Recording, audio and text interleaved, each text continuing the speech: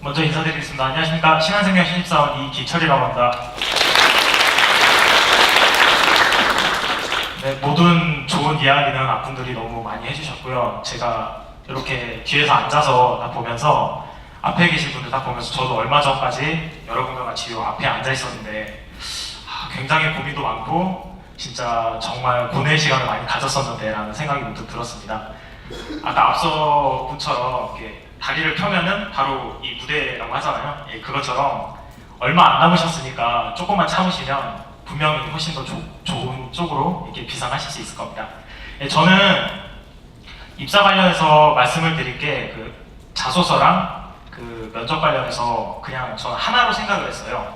어떻게 생각을 했냐면 첫 번째 아르바이트 관련해서 준비를 했던 것, 그리고 인턴 생활, 그리고 대학원 생활 해가지고 이 묶음을 패키지로 해서 제너럴 스페셜리스트라는 같이 이 소재로, 그러니까 소 제목을 제가 달아서 이렇게 준비를 했던 기억이 납니다.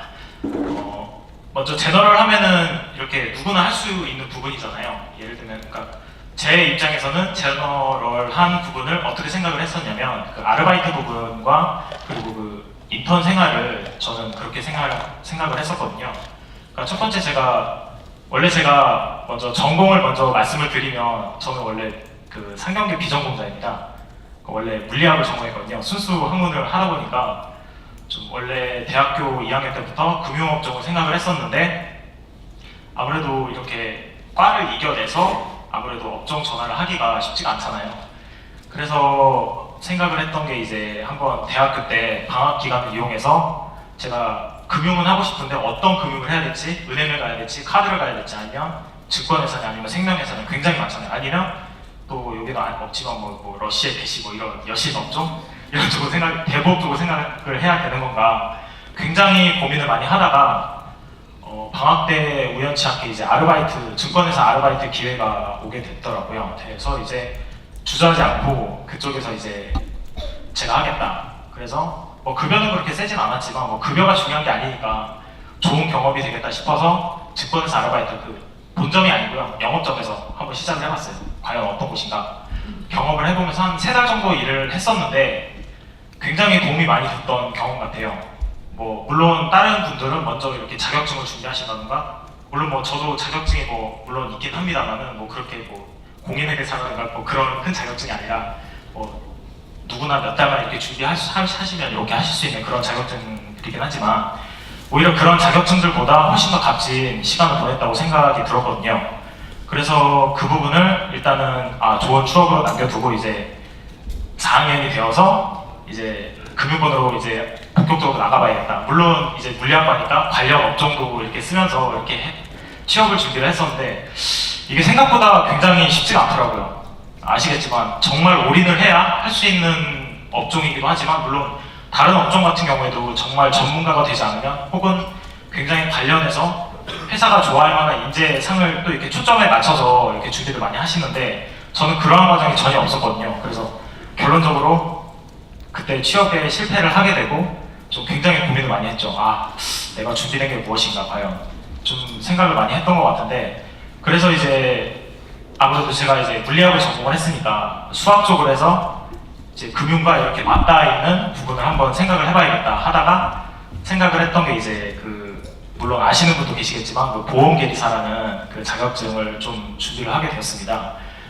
그래서 이제 그 시험 공부를 준비를 하면서 물론 자격증이 있건 없건 간에 일단 그 과정 자체가 중요하잖아요. 그 공부를 시작한다는 것 자체가 굉장히 저에게는 굉장히 도움이 많이 됐던 계기 같아요. 그래서 공부를 하면서 이제 같이 스터디도 하면서 이제 알게 되고 또 공부를 하면서 또 이제 대학원에 또 진학을 했습니다. 대학원 진학을 해서 계리 관련 대학원이 또 몇 개가 안 되더라고요. 그래서 마침 또 잘 알아보고 제가 또 직접 이렇게 메일도 보내가면서 컨택 메일도 보내가면서 모르시는 분 직접 이렇게 메일도 써가면서 정말 적극적으로 열정적으로 한번 해봐야겠다 싶어서 이렇게 메일도 보내서 컨택을 한번 만나 뵀으면 좋겠습니다. 뭐 술 한번 사주십시오. 뭐 이런 식으로 해서 적극적으로 그냥 대담하게 그냥 아무것도 모르는 분인데 메일을 보내서 확답을 받기도 했었거든요. 그래서 만나서 많은 말씀도 듣고 해서 이렇게 만나서 이제 얘기를 들으면서 이 업종은 어떻다. 말을 많이 들었거든요. 그런데 이제 아무래도 계리 쪽이니까 생명보험업으로 생명보험이나 아니면 화재보험, 그 손해보험업으로 갈 수밖에 없잖아요.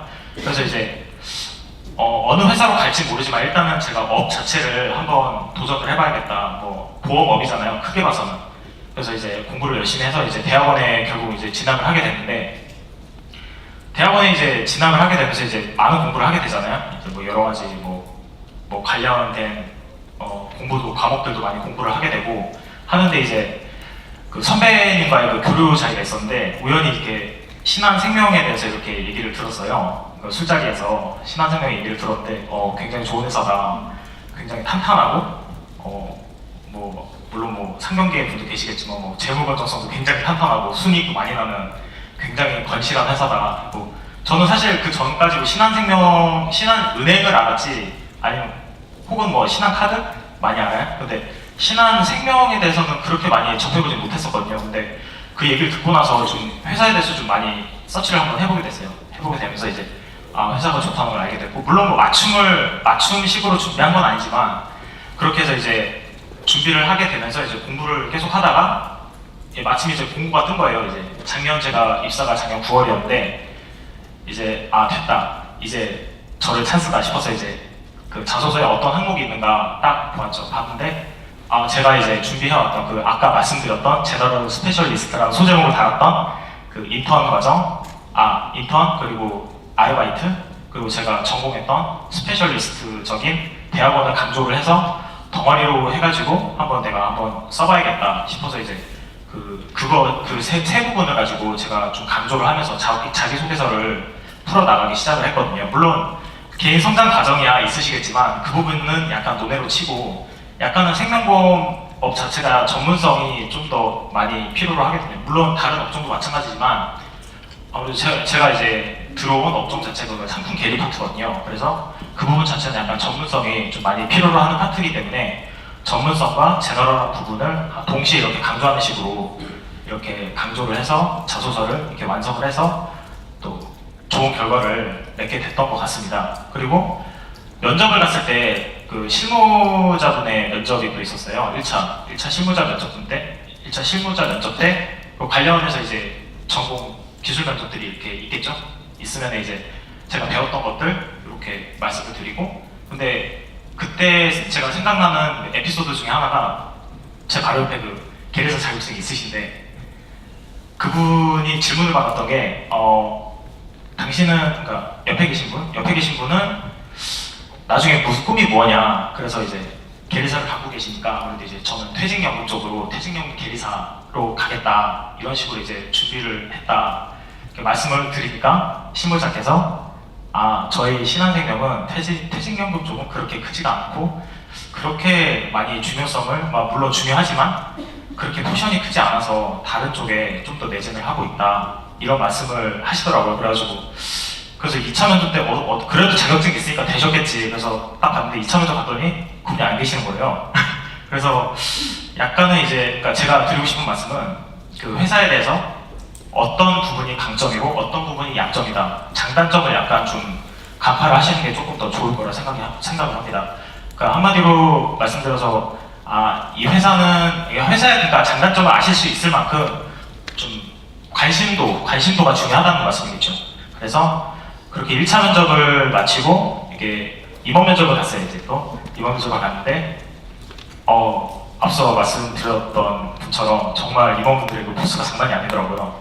한 세 분 정도가 계셨는데 굉장히 주눅 들고 굉장히 떨었던 생각이 납니다. 그래서 이제 제가 거기서 제가 또 준비를 해놨던 게 1분 자기소개서 관련해서 준비를 했거든요. 임원분들이 뭔가 어디서 읽었는지 모르겠는데 임원분들은 약간 그래도 이제 어른이시니까 자기를 PR하는 것을 조금 더 이렇게 좋아하신다 그래서 1분 자기소개서를 좀 준비를 해놨는데 그거에 한 60%밖에 말씀 못 드렸던 것 같아요. 그래서 안 되겠다 싶어서 중간중간에 약간 나를 어필을 할 수 있는 뭐 하고 싶은 말이 있나 뭐 이런 식으로 말씀하시더라고요. 그래서 적극적으로 손을 들고 저는 왜 신한생명에 입사를 해야 되는지, 제가 아까 말씀드렸던 그 아르바이트 그리고 그 제너럴 스페셜적인 그 요소들 있잖아요. 그 세 가지 요소들을 말씀을 드리면서 저는 꼭 이 신한생명에 와서 그 따뜻한 보험을 실천할 수 있는 그런 인재가 되겠습니다라고 이렇게 끝을 맺었던 기억이 납니다. 그래서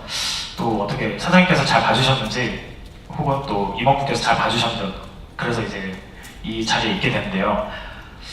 그렇게 여러분과 저의 차이는 그렇게 크지 않다고 생각을 해요. 앞서 말씀도 드렸지만, 그러니까 제가 중점을 두었던 부분은 아무래도 금융업이다 보니까 전문성이 좀 많이 강조되잖아요. 그래서 그 부분을 조금 더 살리려고 했고, 그리고 전문성만 살리면 사람이 좀 이게 너무 안 되잖아요. 사실 사람이 아니라 전반적으로 금융업 전반전 그리고 금융업 전반적인 그리고 사회 흐름을 알아야 되는 그런 업종이기 때문에 거시적인 면을 많이 봐야 되기 때문에 제너럴적인 면이 좀 많이 필요하거든요. 그래서 이 부분을 조금 더 많이 또 열심히 하려고 좀 노력 많이 했던 기억이 납니다. 그러니까 제가 또 이 제너럴한 그 특성을 조금 더 이렇게 키우기 위해서 아무래도 이공계다 보니까 언어적이면 지금 제가 좀 약간 말도 이렇게 잘 못하고 약간 이렇게 더듬더듬하지만 언어적인 측면 그리고 또 시사적인 측면이 많이 약할 수가 있잖아요. 지금 여기 아까 보니까 이공계에 계신 분들이 많더라고요. 그러니까 이 부분이 약간 부족하시다고 생각되시는 분들은 저는 이 방법을 한번 써봤습니다. 제가 금융업을 가야겠다라고 마음을 먹었을 때 신문 그 사설 부분 있잖아요. 신문 사설 부분 예전에는 굉장히 길었었는데 주제가 한 2개 정도가 되더라고요. 특히 저 같은 경우는 경제신문을 봤거든요. 물론 말씀은 안 드리겠습니다만 뭐 2개 경제신문 있잖아요. 유럽지. 그 2개 경제신문을 사다가 그 사설 부분 있잖아요. 사설 부분이 주제가 한 2개 정도에서 혹은 많으면 3개 정도가 나오는데 그거를 갖다가 싹 올렸어요. 싹 올려서 저만의 노트를 만들었어요. 이렇게 붙여서 직접, 그러니까 좀 약간 시간이 좀 되는 때는 한 2개 정도 제가 직접 그거를 한번 써봤어요. 사설을 직접 제 자필. 좀 약간 시간이 많이 걸리고 정말 무식하다라고 생각이 들 정도로 이렇게 직접 써가면서 저의 의견을 거기에 따라서 밑에다 한 2-3줄 정도를 한번 요약을 해봤거든요.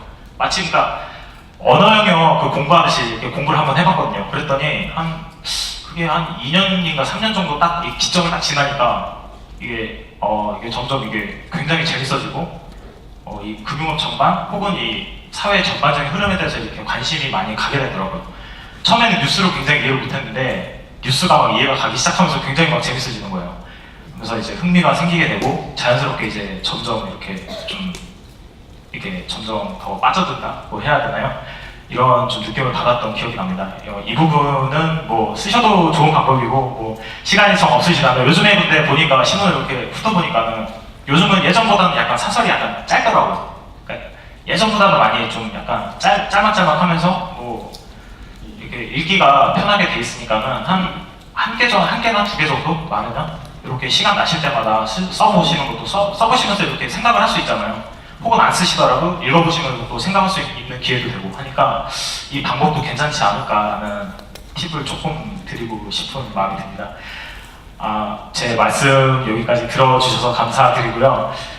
얼마 안 남았습니다. 저기 신한금융그룹에서 부디 같이 만나 뵐 수 있는 분들이 많이 오셨으면 좋겠습니다.